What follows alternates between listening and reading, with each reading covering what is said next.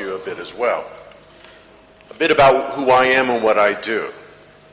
I head up a group called the Accenture Institute for High Performance, and we like to refer to ourselves as a think and act tank. We're a think tank in the sense that our responsibility is to be forward-looking radar for Accenture, concerned about what's developing in the world of technology and business practices over the next 1 to 3 years. So often we're out of sync with our business colleagues who are concerned about next quarter when we worry about a year to 3 years ahead. But for those of you in the learning and development community know that to be only a few weeks ahead is actually to be quite a ways behind. And one of the things we're concerned about is what are the developments that are really going to impact Accenture as a company, but also Accenture's clients. The act part of it is that we're constantly testing our ideas in practice. So being here is an opportunity for me to get feedback from you as to whether or not these ideas make any sense. But equally important, whether I'm in India or China or the UK or Brazil or the US where I have teams working, my constant concern is, do our clients see the same world that we see? And so testing my ideas against their reality is another part of what we do. I want to talk a bit about some of the research that we've done that's germane to this conference and to this session. The work I do is largely research on leadership and organizational change. As was said at the outset in my introduction, I've had the pleasure and the opportunity to work closely with some of the world's greatest thinkers around leadership and change across businesses, across cultures.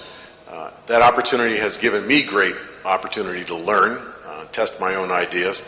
But a few years back, I wrote a book with Warren Bennis called Geeks and Geezers, which was good in English. It didn't translate very well, but it was fundamentally asking the question, are older and younger leaders different in the way in which they think about what it means to be an effective leader?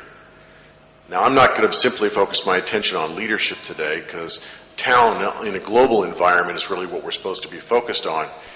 But I raise the issue of how it is that people learn to do difficult things, lead organizations, manage complex businesses, work effectively across cultural boundaries, across geographic boundaries, and in different kinds of political systems. I ask that question because, to my mind, a huge amount of what is necessary to be effective can be learned. It's not personality-based. Personality clearly plays a role, but it can be learned. But as I think many of you have come to recognize, that learning is not a unidimensional phenomenon. People learn in very different ways. So one of the things that we've got to face up to as we look across the globe and trying to develop the best talent is, are we taking into account the way in which people learn? And when they learn differently, both by culture, by generation, by gender, by functional background, then somehow our ability to grow talent on a global scale has got to be as flexible as the differences in the people we're working with. So to that extent, I want to report a bit on some research that we've done that's led me to summarize 6 C's of developing executive talent in the global enterprise. I'm going to do great violence to the complexity of the topic by reducing it to 6 C's. But what I hope I'll be able to communicate to you is not only some insights about dimensions, but also how they fit together. One of the things I've been warned to do is to try and be as practical as possible. For those of you who are still involved with academia, know that professors love big ideas and big frameworks, and then when you ask them, can you give me an example, they give you more concepts and frameworks. So I'm going to try and avoid that by being as explicit as I can about examples, but in the Q&A session I'll be happy to perhaps go into greater detail. So the 6 C's. Begin, not surprisingly, with a concept that Bennis and I emphasized about how it is that people learn to do things like lead. It's a concept called a crucible. Now, the picture I've used there is literally a crucible. In medieval times, a crucible was something into which you poured molten metal in an effort to try and create something new. In some respects, it was less about the vessel than it was about the melding of very different kinds of metals in the search for a new alloy or in the case of the medieval times, the ability to be able to turn lead into gold. Well, when we asked leaders in many different situations, business, government, the not-for-profit sector, in the performing arts, to tell us about the times in which they learned their most important lessons about leadership, the ones that stuck with them throughout their lives, what was interesting was that no one mentioned an MBA program. No one mentioned a formal leadership development program. What they talked about were times in their lives in which they were tested. Sometimes they succeeded, sometimes they failed, but what was common was a test. What was interesting across the 300 plus interviews that I did, that ultimately led to a book called The Crucibles of Leadership, was that half the time people didn't even talk about work. They talked about things that had occurred in their lives, whether at an early age or later in their lives, that somehow caused them to think seriously about what they aspired to do, about what they were capable of, about what they needed to do differently in order to be more effective. And I think if we all look in reflection in our lives about times in which we learned something that was really durable, chances are there was a huge amount of emotion associated with it. Positive or negative, good or bad, but not something that was simply adding an additional fact, but something that questioned facts that we thought we'd held constant in our lives. In most cases, those experiences that people talked about, and they were extraordinarily varied in their nature, those experiences taught them that they had to change something about the way they behave. It may very well be that someone says, the lesson I learned was that you have to be able to trust people. Well, obviously, there have been dozens, hundreds, perhaps thousands of articles written about the importance of trust. And we've all engaged in trust falls and other kinds of exercises in which we try and give a experiential meaning to trust. So it's not as if people were unaware that when it comes to leadership or being an effective leader or an effective manager in different environments, that trust is important. But it wasn't until the moment in which trust tested an individual that suddenly that lesson became real. So the crucible experiences are notable in that they teach people that they have to change their behavior in some way. And it's not simply the case that you change overnight, but that change is going to require something which is long-term adaptation, long-term learning. And it's only really complete when the behavior and the results change. So it is in fact the case that we have very few opportunities to spend extended periods of time with people hoping that we can teach them something new. Because the reality is that the moment that we're done, they move on to something else, and if the lesson sticks, we're happy, but more often than not, we know that the lessons don't stick. So if we ask the question, how do people learn important things about being a leader, about being an effective manager, about being able to work across boundaries, we probably are better to ask them about times in their lives in which they've learned something important, because that will give us a better clue into how they learn and what it takes them to learn new things. Commitment is critical. The behavioral change, as I said, that's associated with crucibles, I need to trust people more, I need to spend more time with the people who are working with me and for me, I need to become more sensitive to cultural difference, those lessons that people learn, they don't result in changed behavior overnight. So you may go to an absolutely wonderful workshop, you may spend 6 months at Harvard in an AMP program, you may be profoundly moved by a speech that someone makes. 10 days later, for the most part, people don't remember much more than, oh yeah, there was this lecture. The critical thing is, will you practice? It's one thing to identify a gap, it's quite another thing to do the things that are necessary to be able to improve your performance. Well, those of us who have tried to lose weight, who have tried to quit smoking, who have tried to change our behaviors in some fundamental way, know that unless you practice, you don't see results. But there's a long period of time during which you practice and you are yet to see results. And it's your ability to be able to keep practicing until you see a change in behavior, a change in performance, that determines whether or not you'll continue to practice and the true change will occur. So in that respect, whether it's talent development from a technical perspective or more broadly leadership development, we have to identify what are the practices that you need to undertake and what will keep you practicing until you see results. I was happy to walk by one of the vendor exhibits, and they were demonstrating how you can improve your performance in putting. And as for someone who is an avid golfer but not very good, one of the things that I recognize is that the first thing I want to do is get out there and play. I don't want to practice. But after every round, I think about how much I need to practice. Well, the reality is that as our friends in the weight loss industry and the smoking cessation industry, in the exercise industries have shown us time and time again, most people quit before they see results. Which helps explain why it is that owning a weight loss franchise is a pretty good business to be in. Because the need will never go away, even though the practice will periodically stop. So commitment is critical. And the question is, who knows better than individual participants what it will take for them to commit to practice? Again, their experience matters. Most people have gotten good at something over the course of their lives. It may be cooking, it may be playing with the children, it may be speaking a foreign language, it may become an expert on wine. But the reality is that they recognize that in order to be able to get good at it, they had to practice.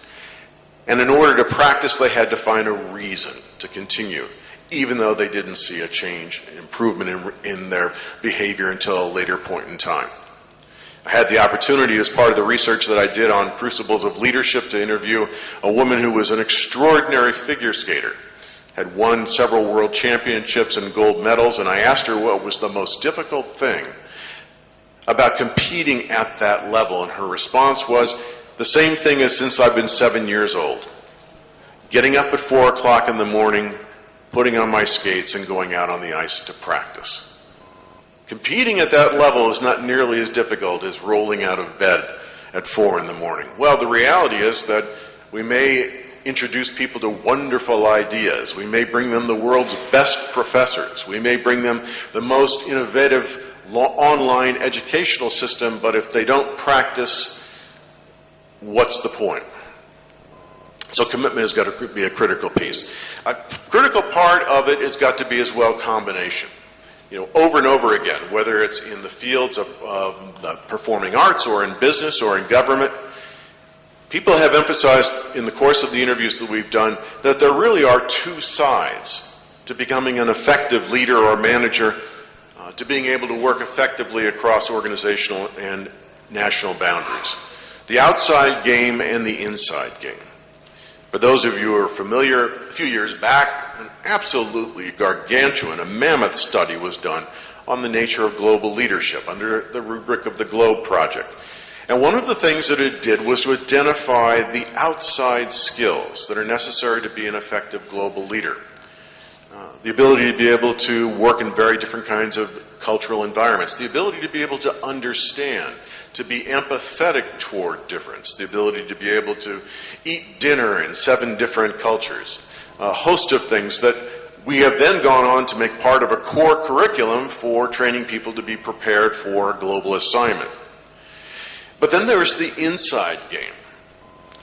The outside game is sort of like what is necessary to become an adept magician. The basic moves that you need to acquire in order to be able to be a good tango dancer. But the real test is the inside game. Whether you know enough about yourself to know what it will take for you to practice. Whether you have an aspiration that's larger than simply getting the next good job. Will you stick with it long enough until you see results? The reality is that if you talk to a magician about what it takes to be a good magician, you'll learn that there are basic moves that they need to be able to master, but mastering those moves will not make them a magician. What makes them a magician is the ability to combine them in creative, innovative, unanticipated ways. You know, we're all very familiar with the idea of situational leadership. Situational leadership really calls for the ability to be able to master an extraordinarily wide array of skills. But real leadership comes in being able to combine them in response to a particular need, situation, or demand. That's the inside game. So leadership development and the development of leaders and talent on a global scale has to combine the technical side with the inside game. It's not enough simply to present the outside game by itself. Coaching, the fourth C. You know, we hear an awful lot about the importance of coaching. Well, what's interesting in work that we have done, I've had the opportunity to do at the Tata Management Training Center with our friend Satish Pradhan, as well as our Gopalakrishnan, RG, has been focusing on how it is that leaders can be effective coaches. You know, at the outset, I talked about the importance of crucible experiences, times in which people learn important things about themselves as leaders, as managers, as individuals. And I said at the time that people talked about those experiences half the time being at work, half the time being outside of work. Well, one of the things that they said, irrespective of where the learning took place, was that they never learned alone. There was always someone else, or perhaps several people, who didn't necessarily point out to them that this is an important thing you need to learn, who didn't necessarily say that this is the lesson you ought to extract. What they may have provided is nothing more than time. Time to reflect. Encouragement to try and find the meaning underneath the experience. To do more than survive, to learn.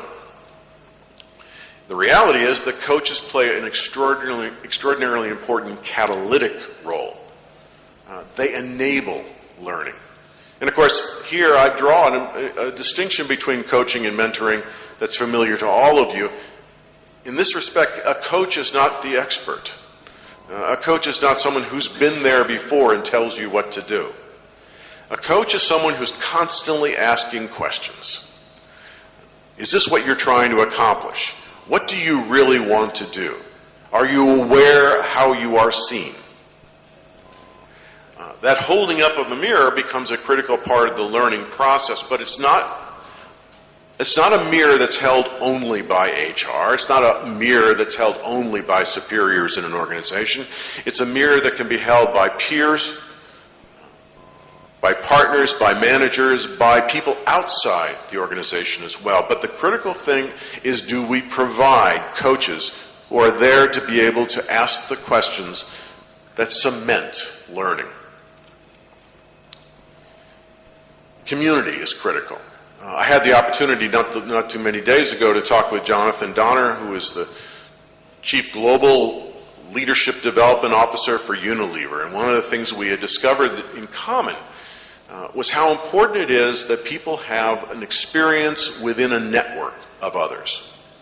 Everyone who goes through a common experience together, whether it's a training program, a global rotation program, some other common experience, comes out of it not just with friends and contacts, but with others, hopefully, who have experienced something quite similar and who can use that as a foundation for continuing a dialogue about learning. In that regard, a network of peers makes behavior change much easier. That's why we do things in groups. But the point of doing in groups is not simply to gain economies of scale, but it is also to create an environment in which people encourage each other to practice the things that they've learned. A program that I've had the pleasure of being involved with over a number of years, the Young Presidents Organization, and similarly a program at Massachusetts Institute of Technology where I used to teach, the Leaders for Manufacturing, now called the Leaders for Global Operations program, has created each year a cohort of 50 participants, but over the course of the last 20 years now has a community of 1,000. And that community meets on a regular basis to encourage education, despite the fact that people have gone on to very different careers in very different organizations. Same could be within an organization itself, working with Microsoft in India, and working with a variety of organizations around the world, coming to recognize the power of creating a network of peers who shared a common experience, who continually learn together. And that finally leads to the last C, the sixth one, in culture. Of late, we've been doing research on global leadership teams and asking the question, in a world of flatness, in a world of boundarylessness, in a world in which organizations, as they expand in search of growth, become increasingly global in nature, how do you go about leading a global enterprise? Not only where do you find the people who have that experience, but how do you keep them connected to one another? Well, we've learned through interviews with 50 CEOs of 50-plus now organizations who have been global in nature from their inception, including those who have grown up in the last 20 years as global enterprises. The theme over and over comes that global leaders need to be agile and cohesive. Jay Conger talks about the importance of collective leadership, the ability of a group of people to lead together, not just as individuals, but as a cohort. We hear that all the time, but what's critical is their ability to be able to lead together requires them to be cohesive. At companies as diverse as Hess Oil, Four Seasons Hotels, at Unilever, as well as at HSBC, we hear about the importance of common purpose, uniting leaders so that they're capable of working together effectively. In companies like Zara, retail organizations like Best Buy, the emphasis on global leaders who are plug compatible, a term used at Best Buy, the electronics retailer, which is not to say that they're identical, but they may be strangers to one another, but they can work together effectively at a moment's notice. And culture is a key to developing that. So what I've tried to do in the course of a relatively short period of time is to present you with a summary of 6 things that we've learned about what's important to be developing global talent, effective global executive talent.